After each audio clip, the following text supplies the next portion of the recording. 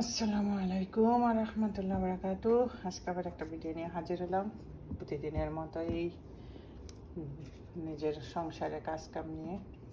আজকে গাছের থেকে সিম নিয়ে আসলাম। দেখেন, গাছের একেবারে ফ্রেশ সিম, এগুলা দিয়ে আলু দিয়ে ফুলকপি দিয়ে পাতাকপি দিয়ে ইনশাল্লাহ ভাজি করে আপনাদেরকে দেখাইব ইনশাল্লাহ।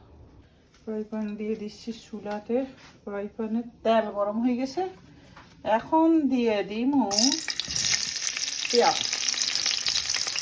বাজার জিনিস একটু বেশি পেঁয়াজ দিলে অনেক মজা হবে।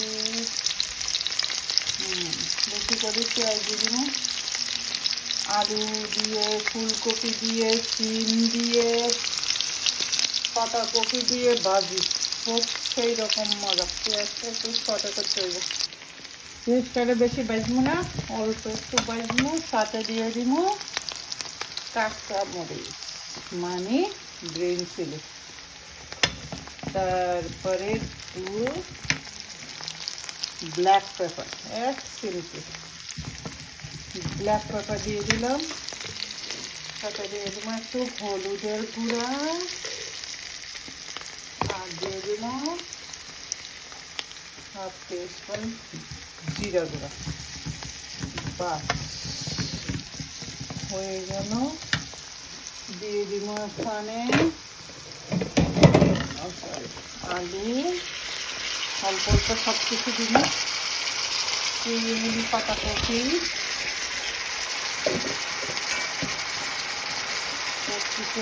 ফুলকপিটা একটু পরে দিব, কারণ ফুলকপি সিদ্ধ হয়ে যায় তাড়াতাড়ি।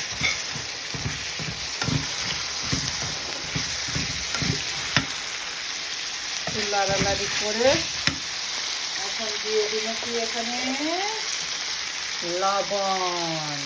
লবণ ছাড়া কোনো কিছু মজা নাই। লবণ হচ্ছে মজা আনার জিনিস, লবণের মজা নিয়ে আসে। এখন দিয়ে দিল কি ফুলকপি। এবার একটু মিক্স করে নিতে হবে।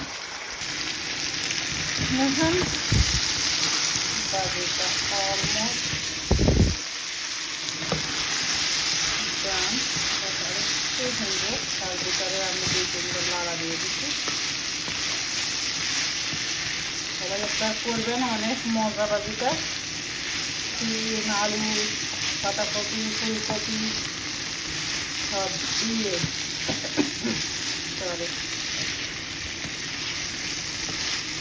একবার বাজি করে খাইবেন। তারপর ধনিয়া পাতা দিন। আমি বাজিটা একেবারে দেন, ধনিয়া পাতা দিয়ে দিলাম।